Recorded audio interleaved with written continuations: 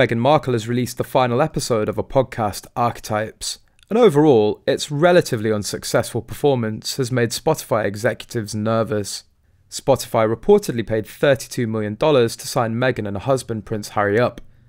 And while the first episode of Archetypes performed extremely well upon release, the podcast's recent performance has been rather dismal.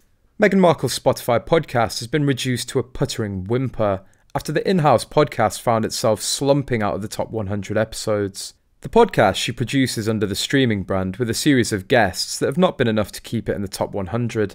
No episodes are left in the ranking, and Archetypes itself has dropped off to number 33 on the UK Spotify charts, beaten out by the likes of BBC Radio 5 and James Acaster.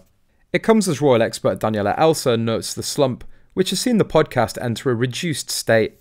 Elsa said that the podcast, as of late, has become a puttering whimper. She wrote, "Despite kicking off in late August amid much fanfare, including Times Square billboards and briefly taking out the #1 podcast spot, the Archetypes launch bang has been reduced to a puttering whimper. Less than favourable comparisons were made with those podcasts held in loftier positions than that of Archetypes, and one podcast that Meghan's work had only just managed to rank higher than." Elsa claimed that Archetypes had only just managed to beat 12-hour sound machines, no loops or fades, which purports to be 12 hours of continuous noise you can sleep to. Speaking of the uphill struggle Meghan now faces, Elsa noted that a tenacious amount of spin would struggle to see the podcast ranking as a success. She added, "Not a single one of Archetypes' dozen episodes is in the top 100 episodes chart either. It would take the most tenacious, rose-tinted communications exec in the world to somehow attempt to spin this as a representing some sort of success."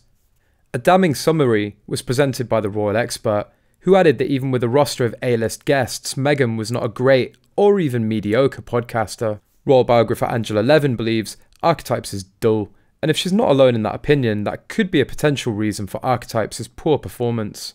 During a recent episode of GB News' Neil Oliver Live, Miss Levin said she couldn't stand how Meghan presents herself as a victim in the podcast. Meghan seems to want to put everything about her in each of the podcasts, so it's actually quite dull if you've listened to several of them as I have, she said. You hear the same thing, that she's a victim, she's a victim, she's a victim, for so many different reasons. It's the same thing about Meghan's truth, which is not necessarily the truth, Miss Levin continued. The last episode of Archetypes marked the first time during the show's run that Meghan had males as guests, Andy Cohen, Trevor Noah and Judah Patel. Meghan did reveal during the episode that she was initially hesitant to have males as guests on a podcast. Now, if you've been listening to the past 11 episodes, you may have noticed that you haven't heard many men's voices. In fact, until now, outside of pop-in from my husband in the first episode, this show has featured exclusively women's voices, Meghan said. And that's by design. It was important to us that women have a space to share their authentic and complicated, complex and dynamic experiences, to be heard and to be understood. Then Meghan disclosed that she decided to invite male guests onto Archetypes because of Prince Harry. It hasn't been announced yet whether the latest episode is the final Archetypes episode ever or if the show will return for a second season.